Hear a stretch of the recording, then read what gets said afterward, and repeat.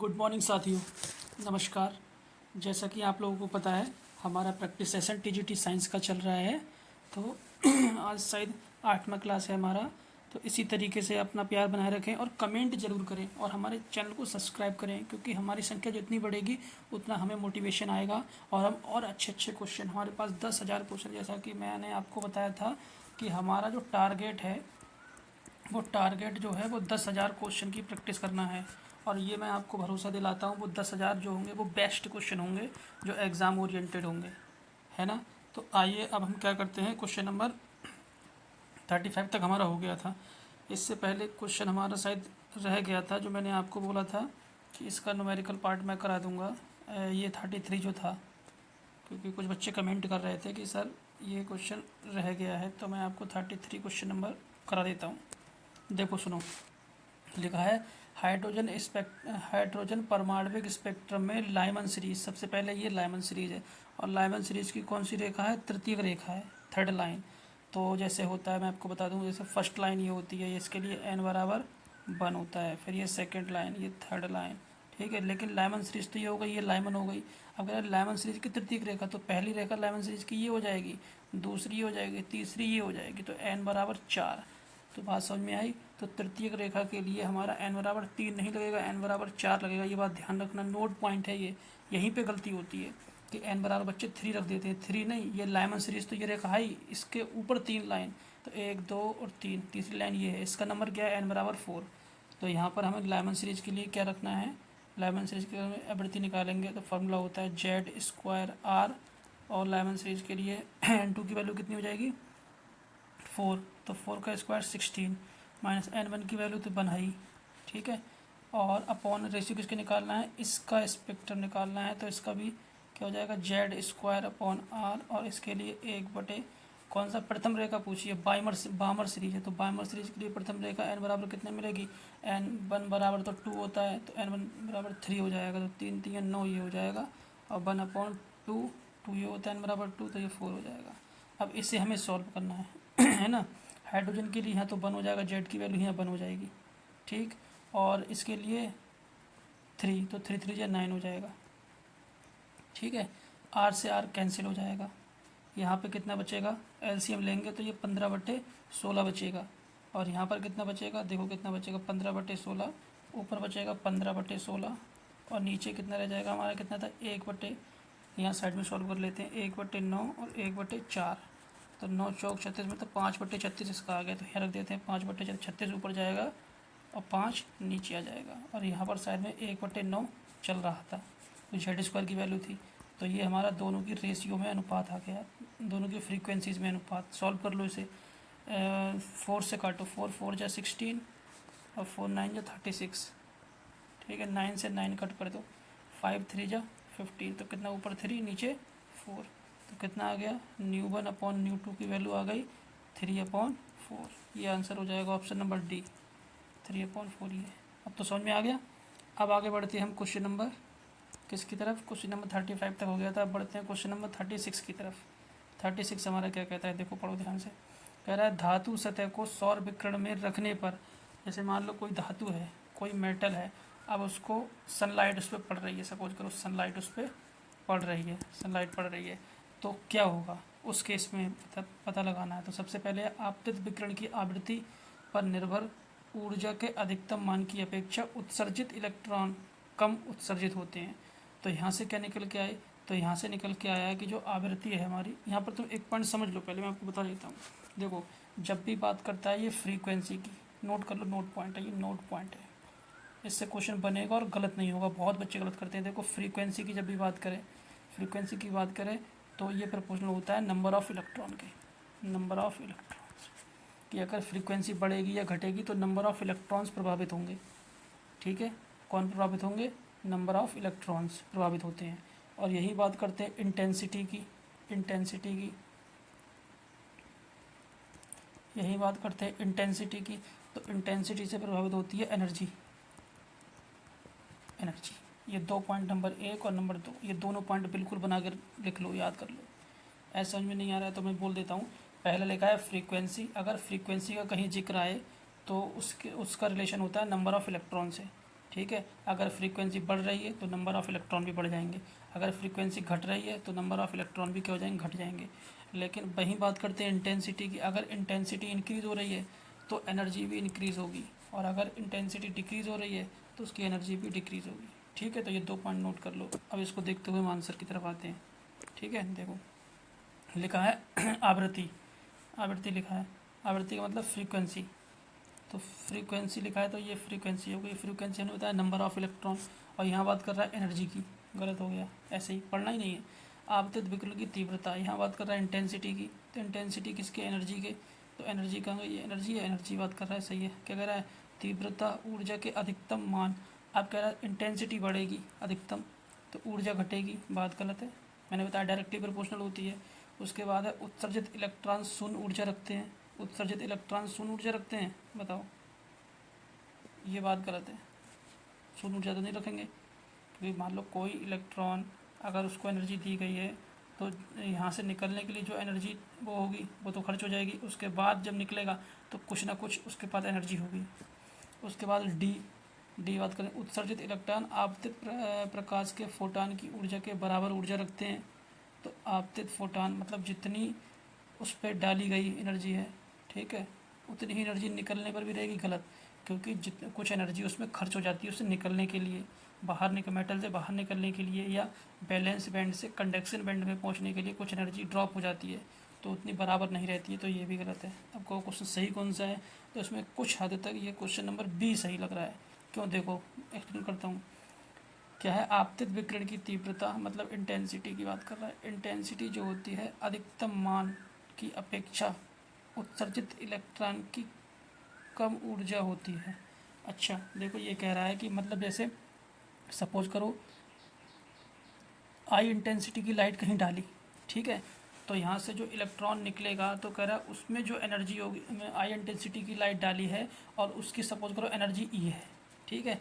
अब इस पर जो लाइट डाली है और इलेक्ट्रॉन यहाँ से निकला है, तो ये कह रहा है जो इलेक्ट्रॉन निकला है उसकी एनर्जी भी ई होगी, ठीक है। तो ये कैसे पॉसिबल है भाई, कुछ एनर्जी तो यहाँ से निकलने में खर्च हो जाएगी, तो यहाँ पर जो होगी वो एनर्जी जो ई डैश होगी उसकी वैल्यू ई से कम होगी, चाहे थोड़ी सी कम क्यों ना हो, क्योंकि यहाँ से निकलने के लिए तो एनर्जी चाहिए। तो यही बात कह रहा है कि आपतित विकिरण की जो तीव्रता होती है अर्थात एनर्जी जो होती है, मैंने बताया कि इंटेंसिटी एनर्जी का रिलेशन सेम होता है, तो इंटेंसिटी जो होती है वो अधिकतम मान की अपेक्षा उत्सर्जित इलेक्ट्रॉन से कुछ कम होती है, ठीक है, बात सही है, कम होती है कुछ, तो यही ऑप्शन सही है, option number B is correct. अब बढ़ते हैं क्वेश्चन नंबर 36 की तरफ। 36 क्या कह रहा है, देखो सुनो, 36 कह रहा है निम्नलिखित में से किस संक्रमण की कम तरंगदैर्ध्य होगी। तो कम तरंगदैर्ध्य की बात कर रहा है। मैंने आपको पीछे एक क्वेश्चन कराया था, तो मैंने ये बताया था कि अगर हमें क्या ढूंढना हो, अगर हमें एनर्जी की बात करनी हो, ठीक है, तो हम ढूंढते हैं एन की वैल्यू मैक्सिमम दिखे और गैप जो हो जाए वो कम दिखे, ठीक है, ये 2 कंडीशन। लेकिन यही एनर्जी नहीं है, क्योंकि एनर्जी का रिलेशन तरंगदैर्ध्य के साथ क्या होता है, hc/λ, मतलब व्यक्तिक्रमानुपाती होता है। तो जो एनर्जी के रिलेशन है इनको उल्टा कर दो तो तरंगदैर्ध्य के रिलेशन बन जाएंगे। तो इसका अगर उल्टा करें, पहले वाले का उल्टा करो तो एन मैक्सिमम तो एन मिनिमम, और गैप जो है गैप मैक्सिमम, ठीक है। तो ये ऑप्शन चूज़ कर लो, कौन सा ऑप्शन हो जाएगा बताओ। गैप मैक्सिमम रखना है, तो इसमें 1 का गैप है तो ये नहीं होगा, इसमें 2 का गैप है, ये इसमें कितना 3 का गैप है, इसमें कितने का है, इसमें 2 का गैप है, ठीक है। तो कौन सा मैक्सिमम हो जाएगा, ऑप्शन नंबर ए करेक्ट हो जाएगा। ऐसे छाट लेना, ये ट्रिक है, ठीक है। अब बढ़ते हैं क्वेश्चन नंबर 38 की तरफ। क्वेश्चन नंबर 38 क्या कहता है हमारा, 38 कह रहा है द्रव्यमान संख्या ए से संबंधित नाभिक की त्रिज्या बतानी है। तो ये बिल्कुल याद कर लो, इसको याद करना है, ठीक है। तो बहुत इंपॉर्टेंट है, एज इट इज क्वेश्चन पूछा जाता है, तो इसको याद करना है, ठीक है। क्या होता है रिलेशन, R = R0 A⁻1/3, ये होता है आंसर। तो कौन सा हो जाएगा, option number D is correct हो जाएगा, ठीक है। अब बढ़ते हैं क्वेश्चन नंबर 39 की तरफ, ठीक है, क्वेश्चन नंबर 39 की तरफ। देखो 39 क्या कहता है, 39 कह रहा है 2 कक्षकों में इलेक्ट्रॉन की तरंगों की तरंगदैर्ध्य का अनुपात हमें दिया है λ1/λ2, इज इक्वल्स टू 3/5, ये हमें गिवन कर दिया उनने। फिर हमसे पूछ रहा है गतिज ऊर्जाओं में अनुपात बताना है, तो हमें एक रिलेशन याद रखना है। कौन सा रिलेशन याद रखना है? गतिज ऊर्जा लैम्डा बराबर होता है काइनेटिक एनर्जी, ई बराबर hc/लैम्डा होता है ना। तो यहाँ से एक रिलेशन तुम याद रखो। कौन सा रिलेशन? देखो, लैम्डा की value lambda is equal to h/p, एक रिलेशन। दूसरा होता है h/mb, दूसरा रिलेशन इजकल टू h/√2m और काइनेटिक एनर्जी। ठीक है, ये हो गया। तो ये रिलेशन चारों पांचों याद रखना है, यहाँ से क्वेश्चन बनता है, ये नोट पॉइंट करके रख लो। ये क्वेश्चन बनेगा लैम्डा इजकल टू h/p, इसमें रिलेशन पूछ लेगा। लैम्डा इजकल टू h/p बराबर mb होता है, तो mb लगा दिया। उसके बाद mb को √2m के। तो यहाँ से एक बात देखो कि ये तरंग दैर्ध्य है और ये काइनेटिक एनर्जी, इसमें रिलेशन क्या बना? इसमें रिलेशन बना lambda is equal to 1/√√ kinetic energy, ये रिलेशन बना। ठीक है, अब क्या करो, दोनों तरफ स्क्वायर कर दो। तो यहाँ पर स्क्वायर करने में क्या आ जाएगा? Lambda square proportional kinetic energy. हमें रिलेशन काइनेटिक एनर्जी भी निकालना है, तो काइनेटिक एनर्जी को इधर भेजो। तो kinetic energy is equal to 1/λ²। ठीक है, आई बात समझ में? तो काइनेटिक एनर्जी का लैम्डा के स्क्वायर से इन्वर्सली रिलेशन है। तो यहाँ से अगर हम वो बनाना चाहें तो हमारा कैसा बनेगा? काइनेटिक एनर्जी 1/काइनेटिक एनर्जी 2, ठीक है, इज इक्वल टू λ2 का स्क्वायर अपॉन λ1 का स्क्वायर, ये बना। तो λ2 क्या है हमारा 5, तो हो जाएगा 25, और λ1 क्या है 9 हो जाएगा। तो 25/9, ये आंसर हो जाएगा। ठीक है ना, कौन सा आंसर हो जाएगा? 25/9, ऑप्शन नंबर ए करेक्ट हो जाएगा। ठीक है ना, क्योंकि हमें ये दिया है λ1 की वैल्यू ये है, λ2 की वैल्यू ये है, और इनका जो रिलेशन होता है वो इन्वर्सली का रिलेशन होता है। ठीक है ना, तो इन्वर्सली का रिलेशन होता है, तो 1 वाला ऊपर आएगा तो इधर इसके साथ में 2 वाला आएगा, इधर 2 वाला है तो इसके साथ में 1 वाला आएगा, है ना। तो 2 की वैल्यू क्या है? 25, तो ऑप्शन नंबर ए करेक्ट हो जाएगा। ठीक है, चलो बढ़ते हैं क्वेश्चन नंबर 40 की तरफ। क्वेश्चन नंबर 40 क्या कह रहा है? 40 कह रहा है, हाँ ठीक, देखो 600 नैनोमीटर ये एंगस्ट्रॉम तरंग दैर्ध्य दी है, लैम्डा की वैल्यू दे रखी है। हमें पता होना चाहिए कहाँ किसकी वैल्यू दी है, कि प्रकाश की किरणों द्वारा धातु की सतह से इलेक्ट्रॉन उत्सर्जित होते हैं। ठीक है, इनकी गतिज ऊर्जा इतनी है, गतिज ऊर्जा दे रखी है, मतलब काइनेटिक एनर्जी। तो धातु परमाणु से एक इलेक्ट्रॉन को निष्कासित करने के लिए आवश्यक न्यूनतम ऊर्जा क्या होगी? बहुत ही इम्पोर्टेंट और थोड़ा टफ क्वेश्चन है, बहुत ध्यान से समझना है इसको। देखो, इसमें फॉर्मूला लगता है, इसकी कैलकुलेशन आप करेंगे, मैं पूरा बता देता हूँ किस तरीके से क्वेश्चन सॉल्व होगा, क्योंकि थोड़ा लेंदी कैलकुलेशन है इसमें। देखो, सबसे पहले इसमें ये काइनेटिक एनर्जी दे रखी है, तो फॉर्मूला होता है एक एनर्जी कंजर्वेशन का, टोटल एनर्जी जो होती है वो वर्क फंक्शन प्लस क्या काइनेटिक एनर्जी, काइनेटिक एनर्जी के बराबर होती है। एच न्यू जो निकलता है एनर्जी काइनेटिक एनर्जी के, यहाँ पर ये काइनेटिक एनर्जी होती है, ये काइनेटिक एनर्जी होती है इक्वल टू वर्क फंक्शन, एक मिनट, टोटल एनर्जी बराबर होती है work function plus kinetic energy. ठीक है, अब हमें क्या निकालना है? काइनेटिक एनर्जी गिवन है, ये वाली वैल्यू, और इलेक्ट्रॉन आवश्यक न्यूनतम ऊर्जा, तो निकलने वाले इलेक्ट्रॉन की ऊर्जा बतानी है। तो ये तो हमारा क्या हो गया? Work function. वर्क फंक्शन क्या होता है? धातु परमाणु से एक इलेक्ट्रॉन को निष्कासित करने के लिए, अब देखो यहाँ पर ये थ्योरी समझनी है, एक इलेक्ट्रॉन को निकलने के लिए कितनी ऊर्जा की आवश्यकता होगी ये पूछ रहा है। तो वो क्या होता है? वो वर्क फंक्शन होता है, मतलब डब्ल्यू की वैल्यू हमें निकालनी है। तो डब्ल्यू की वैल्यू निकालनी है, तो डब्ल्यू बराबर क्या हो जाएगा? ई माइनस काइनेटिक एनर्जी, ये होगा। लेकिन यहाँ पर यही फार्मूला लगेगा। अब हमें काइनेटिक एनर्जी तो ये दे रखी है, ठीक है, लेकिन ये कितनी है? गतिज ऊर्जा दे रखी है। अब हमें क्या है? धातु परमाणु से एक इलेक्ट्रॉन की बात कर रहा है, ठीक है, तो एक इलेक्ट्रॉन की बात कर रहा है, तो बहुत सारे इलेक्ट्रॉन को निकालने के लिए इतनी गतिज ऊर्जा, ठीक है, तो एक इलेक्ट्रॉन को निकालने के लिए कितनी आ जाएगी? एन ए से कितने इलेक्ट्रॉन होते हैं उससे डिवाइड कर देंगे इसको, समझते रहे ना, 1.02 × 10⁻23, तो इससे इसे काट दो, 23 ऊपर जाएगा, माइनस का 23 हो जाएगा, 10⁻−23 होता है ना, 6.023 × 10⁻23 प्लस का होता है ये माइनस का, तो 23 माइनस का, तो कितना बचेगा? 4। 23 में से 4 जाएंगे तो कितना बचेगा? 4 जाएंगे तो बचेगा हमारा 19, 10⁻19 बचा, ठीक है, तो 10⁻19 यहाँ बचा। इसकी वैल्यू। अब क्या करना है हमको, यहाँ पर लगेगा 10⁻19 काइनेटिक एनर्जी की जगह। अब ये एनर्जी की बात करते हैं, ये एनर्जी हमारी कैसे निकल के आएगी। इस एनर्जी के लिए हम फॉर्मूला लगा लेंगे, कौन सा वाला, E बराबर hc/λ।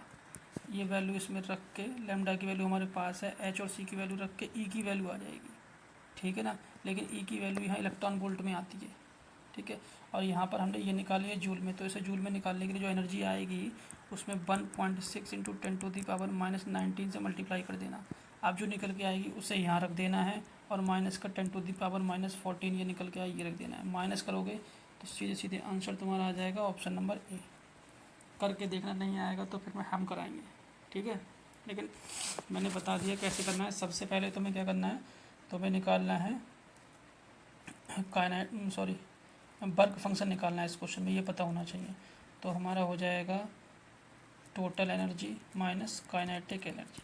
अब काइनेटिक एनर्जी जो दे रखी है ये सभी इलेक्ट्रॉनों की दे रखी है, तो एक इलेक्ट्रॉन की निकालने के लिए इसमें डिवाइड करेंगे 0.26 इंटू 10⁻23 से, तो ये पूरा कट जाएगा। यहाँ पर 10⁻14 आ जाएगा, तो 10⁻14 यहाँ हो गया। अब इसकी वैल्यू निकालने के लिए हम hc/λ लगा देंगे, तो जो भी वैल्यू आएगी निकल के यहाँ पे, और ये इलेक्ट्रॉन वोल्ट में आती है, और साथ में इसमें 1.6 इंटू 10⁻19 से मल्टीप्लाई कर देंगे। तो इसको सॉल्व करके जो भी आएगा उसमें से 10⁻14 घटाएंगे, तो सीधे ऑप्शन नंबर ए आ जाएगा। अब समझ में आ गया शायद, ठीक है ना। अब बढ़ते हैं क्वेश्चन नंबर 41 की तरफ। क्वेश्चन नंबर 41 क्या कह रहा है, क्वेश्चन नंबर 41 कह रहा है निम्नलिखित में से कौन सा कथन बोहर मॉडल के प्रमुख अभिगृहित को प्रदर्शित करता है। बोहर मॉडल के बारे में बताना है। तो पहला है प्रोटॉन नाभिक में होते हैं, ये बोहर ने बताया। दूसरा है इलेक्ट्रॉन नाभिक के चारों ओर घूमते हैं, ये बताया। तीसरा है इलेक्ट्रॉन के घूमने से उत्पन्न अभिकेंद्र बल इलेक्ट्रॉन और प्रोटॉन के बीच लगने वाले आकर्षण बल को संतुलित करता है, ये है। अगला है हमारा इलेक्ट्रॉन का कोणीय संवेग h/2π का पूर्ण गुणज होता है। तो तुम्हें पता होना चाहिए बोहर के मॉडल में यही है, डी ऑप्शन, कि इलेक्ट्रॉन का जो कोणीय संवेग होता है जे की वैल्यू होती है NH/2π का। यहाँ पर n बराबर जो होता है वो 1 2 3 4 एंड सो ऑन होता है, ठीक है। तो ये क्वेश्चन ऑप्शन नंबर डी इसका करेक्ट है। अब आ जाए तो क्वेश्चन नंबर 42 की तरफ। 42 क्या कह रहा है हमारा 42 कह रहा है बोहर सिद्धांत के अनुसार हाइड्रोजन परमाणु के इलेक्ट्रॉनिक ऊर्जा स्तर को क्या कहते हैं। अब बोहर के इलेक्ट्रॉनिक ऊर्जा स्तर क्या कहते हैं। अब देखो ये तो खत्म, ये दोनों बचे, इन दोनों बच्चों को बहुत कन्फ्यूजन होगा, कक्षक कहते हैं या कक्षा कहते हैं। तो हिंदी में इसको इंग्लिश में समझना तुम। कक्षक क्या होते हैं, ऑर्बिटल, वरना ये क्वेश्चन गलत हो जाएगा। ऑर्बिटल, और कक्षा क्या होती है, ऑर्बिट, ठीक है। तो ऑर्बिटल जो होते हैं, ऑर्बिटल तो ये होते हैं, इसमें एनर्जी इलेक्ट्रॉन भरे जाते हैं। तो कह रहा है इलेक्ट्रॉन ऊर्जा स्तर पूछ रहा है, एनर्जी लेवल, तो एनर्जी लेवल तो ये होते हैं ना, इस तरीके से ये एनर्जी लेवल होते हैं। पहला दूसरा तो क्या होता है, ये ऑर्बिट होते हैं, पहला ऑर्बिट दूसरा ऑर्बिट तीसरा ऑर्बिट, तो ऑर्बिट होते हैं ये। तो कक्षा आंसर होगा, ना कि कक्षक। बहुत कन्फ्यूजिंग क्वेश्चन है और बहुत ही ज़्यादा इंपॉर्टेंट है, ठीक है। तो इसका आंसर हो जाएगा ऑप्शन नंबर बी कक्षा, ठीक है। अब बढ़ते हैं क्वेश्चन नंबर 43 की तरफ। 43 क्या कह रहा है, ये फॉर्मूला है हमारा एक, क्या कह रहा है 43 क्या कह रहा है, देखो 43 कह रहा है हाइड्रोजन परमाणु के इलेक्ट्रॉन की ऊर्जा का निम्न सूत्र बताना है। तो तुम्हें क्या पता है ऊर्जा का, सीधे तुम्हें एक फार्मूला पता है, En बराबर माइनस का 13.6 इंटू 10 इंटू n², ठीक है। ये होता है तुम्हारा इलेक्ट्रॉन वोल्ट में, लेकिन यहाँ पर ये क्या है, जूल में है। तो जूल में चेंज करने के लिए क्या करना पड़ेगा, जूल में चेंज करने के लिए मैंने बताया था कि एनर्जी को अगर जूल में चेंज करना है तो तुम्हें 1.6 इंटू 10⁻⁻19 से मल्टीप्लाई करनी पड़ेगी, ठीक है ना। तो इसकी मल्टीप्लाई जब करेंगे तो हमारा आंसर जो निकल के आने वाला है वो आंसर निकल के आएगा हमारा ये सी वाला 13.3/n²। इसको भी याद कर लो क्योंकि वहाँ टाइम नहीं होता है क्वेश्चन निकालने के लिए, और यही क्वेश्चन बार बार रिपीट होते हैं क्योंकि वहाँ पे टाइम नहीं होता है, टाइम बहुत कम होता है, इसलिए क्वेश्चन याद कर लो ये वाले। इस तरीके से रिजल्ट जो होते हैं, ठीक है। अब क्वेश्चन नंबर 44 की तरफ चलो। 44 क्या कह रहा है, हाइड्रोजन परमाणु के प्रथम बोहर कक्षा की त्रिज्या r है, तब इसकी प्रथम कक्षा की बतानी है। तो सबसे पहले radius of hydrogen upon radius of lithium, ठीक है। इसकी प्रथम कक्षा की त्रिज्या बतानी है। तो आर की वैल्यू क्या होती है, एन स्क्वायर अपॉन जेड होता है, और तो इसका एन स्क्वायर अपॉन जेड हो जाएगा। ठीक है, तो इसका एन कितना होगा, प्रथम कक्षा की पूछ रहा है, तो एन की वैल्यू यहाँ भी 1 हो जाएगी, और जेड की वैल्यू हाइड्रोजन के लिए 1, तो ऊपर कुल मिला के आ गया 1, ऊपर आ गया 1।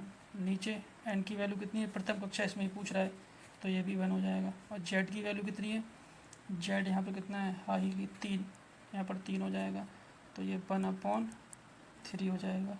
तो 3 सबसे ऊपर पहुँच जाएगा, तो कितना आ जाएगा, R hydrogen upon R lithium बराबर 3:1।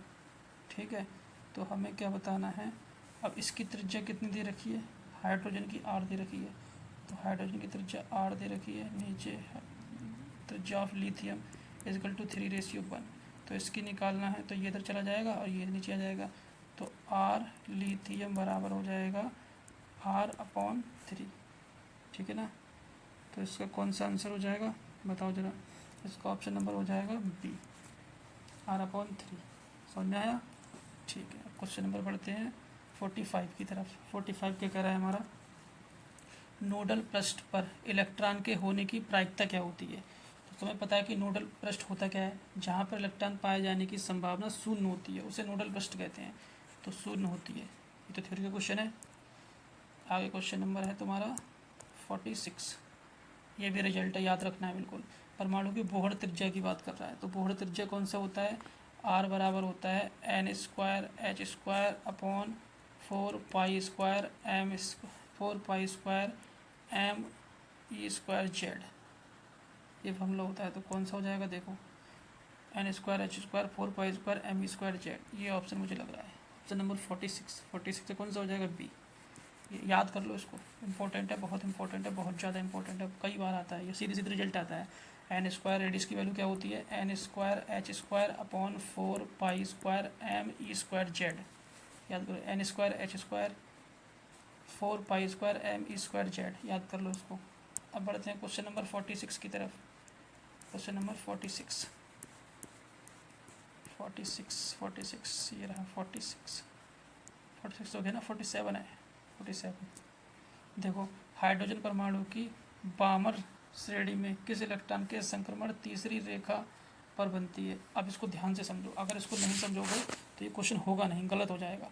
देखो, तीसरी रेखा बनती है, तो पहले कह रहा है बामर सीरीज, तो बामर के लिए पहली लाइन जो होती है वो n/2 पर होती है, पहली बात समझ लो। दूसरी कह इलेक्ट्रॉन के संक्रमण से तीसरी रेखा कब बनती है, तो यहाँ ये रखेगी, पहली रेखा बनेगी, यहाँ बनेगी दूसरी रेखा बनेगी, यहाँ बनेगी तीसरी रेखा बनेगी। आई समझ में? तो ये बामर सीरीज की तीसरी रेखा कौन सी हो गई, 1 2 3 ये रेखा हो गई, तो इसके लिए नंबर कितना होगा, n बराबर ये हो गया 3, n बराबर ये हो गया 4, ये हो गया n बराबर 5। तो तीसरी रेखा कब बनेगी, ये तब बनेगी जब 5 से 2 में ट्रांसफ़र होगा। समझ में आ रही है, 5 से 2 में ट्रांसफ़र होगा, तो पाँचवीं कौन सी है, पाँचवीं बोहर रेखा से दूसरी में जाएंगे, तो पाँचवीं से दूसरी में ऑप्शन नंबर ए करेक्ट है। ठीक है ना, आगे आ जाओ, आई होप समझ में आ गया होगा। क्वेश्चन नंबर 48 क्या कह रहा है कि हाइड्रोजन परमाणु की द्वितीयक बोहर कक्षा के इलेक्ट्रॉन की ऊर्जा, द्वितीयक बोहर कक्षा की पूछ रहा है, तो कोई बात नहीं है, माइनस का 13.6 अपॉन n स्क्वायर होता है। दूसरी पूछ रहा है तो 2 दूनी 4 हो जाएगा, 4 से काट लो, 4 से काटो, लेकिन ये जूल में, ये इलेक्ट्रॉन वोल्ट में आता है, कोई बात नहीं, मल्टीप्लाई कर लेंगे। ठीक है, तो कट करो, 4 4 जा 16। कौन सी कक्षा पूछ रहा है ये, हाइड्रोजन द्वितीयक बोहर कक्षा, तो द्वितीयक बोहर कक्षा की बात कर रहा है, तो हमारा हो जाएगा, काटो, 4 4 जा 16 होते हैं, 4 3 जा 12, 3 आ गया। ठीक है, 1 4 4 जा 16, तो माइनस का कितना हो जाएगा 3.4, लेकिन 3.4 क्या इलेक्ट्रॉन वोल्ट, माइनस का 3.4 इलेक्ट्रॉन वोल्ट में आया, और एक इलेक्ट्रॉन वोल्ट बराबर होता है 1.6 इंटू 10⁻19। तो इतने इलेक्ट्रॉन वोल्ट बराबर कितने हो जाएंगे, माइनस का 3.4 इंटू 1.6 इंटू 10⁻19। तो कितना हो गया, मल्टीप्लाई कर लो, 16 चौका 64 के 4, यहाँ से लगे 6, 16 3 48 और 6 54। ठीक है, 2 के बाद पॉइंट लगाना है, तो 1 2 ये हो गया, तो माइनस का 5.4 इंटू 10⁻19 ये आंसर हो जाएगा। ठीक है, कौन सा आंसर है बताओ ज़रा, ऑप्शन नंबर ए दिख रहा है जूल में, देखो ये किलो जूल गलत, ये गलत, ये गलत, ये जूल में आंसर दिख रहा है। ठीक है, अब बढ़ते हैं क्वेश्चन नंबर 49 की तरफ। 49 क्या कह रहा है? 49 कह रहा है हमारा कि हाइड्रोजन के प्रथम बोर कक्षा की त्रिज्या इतनी है, तो तीसरी बोर कक्षा की त्रिज्या बतानी है। तो प्रथम मतलब R1, तृतीय मतलब R3, ठीक है। इसमें रेशियो बताना है। तो पहला N, दोनों हाइड्रोजन है तो Z दोनों का सेम रहेगा, N की वैल्यू चेंज रहेगी। तो N² अपॉन Z होता है, ये भी N² अपॉन Z होता है। Z से Z काट दो क्योंकि हाइड्रोजन दोनों के लिए सेम है। N की वैल्यू बची, तो यहाँ पर N जो है हमारा प्रथम कक्षा के लिए N बराबर 1 हो जाएगा, तो 1 का स्क्वायर 1। फिर ये है कौन सी तीसरी, तो 3 3 9 हो जाएगा, ठीक है। तो R1/R2, R1/R2 की वैल्यू कितनी आ गई? 1/9, ठीक है। अब ये अगर हम R2 निकालना है तो R2 उधर भेजो, तो R1 इधर भेजो, तो हमारा R2 बराबर हो जाएगा 9 × R1। अब R1 की वैल्यू इतनी है, रख दो 0.53 एंगस्ट्रॉम। मल्टीप्लाई करो, कितना आएगा? 9 की मल्टीप्लाई 0.53 से करो। 9 3 27 के साथ यहाँ से लगे 2, 9 5 45 और 2 47 के साथ यहाँ से लगे 4, 9 0 4, 2 के बाद 4.77 एंगस्ट्रॉम। कौन सा ऑप्शन है? ऑप्शन नंबर डी, ठीक है ना। अब बढ़ते हैं क्वेश्चन नंबर 50 की तरफ। क्वेश्चन नंबर 50 क्या कह रहा है हमारा? 50 कह रहा है बोहर के परमाणु मॉडल का खंडन करता है। कौन करता है? पाली का अपवर्जन नियम करता है, पहला ऑप्शन। दूसरा है प्लांक का क्वांटम सिद्धांत करता है। तीसरा करता है हाइजेनबर्ग का निश्चितता प्रिंसिपल करता है, या सभी करते हैं। तो इसको ध्यान से समझो, इसका आंसर तो ये है सी, ठीक है। हाइजेनबर्ग का निश्चितता का सिद्धांत करता है, ठीक है। क्यों, वो समझो। बोहर का परमाणु मॉडल क्या कहता है?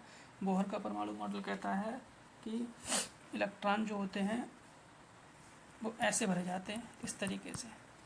हुंड का भी है लेकिन बोहर का कुछ कहता है, लेकिन हाइजेनबर्ग का निश्चितता प्रिंसिपल ये कहता है कि कोई भी एक इलेक्ट्रॉन के लिए, जैसे मतलब 2 इलेक्ट्रॉन है अलग अलग, तो उनके लिए चारों क्वांटम संख्याओं का मान सेम नहीं हो सकता है, ठीक है। तो अगर जैसे सपोज करो किसी के लिए n बराबर सेम हो जाए, ठीक है, और m बराबर सेम हो जाए, l बराबर सेम हो जाए, लेकिन तो स्पिन अलग होगी, क्योंकि एक स्पिन प्लस हाफ हो जाएगी, एक स्पिन माइनस हाफ हो जाएगी। तो ये निश्चितता प्रिंसिपल कहता है, तो उसको ध्यान रखना। बोहर का मॉडल जो होता है किसका खंडन करता है? ये खंडन करता है हाइजेनबर्ग का निश्चितता का सिद्धांत का खंडन करता है, ठीक है। तो आई होप आपको समझ में आया होगा। तो इसी तरीके से हम आगे भी प्रैक्टिस करते रहेंगे। आप हमसे जुड़े रहिए, क्योंकि ज़्यादा क्वेश्चन हो जाते हैं तो वीडियो अपलोड होने में दिक्कत होती है, इसलिए आप जुड़े रहिए और आगे सेशन इसी तरह आपको मिलते रहेंगे। धन्यवाद साथियों, बहुत बहुत धन्यवाद।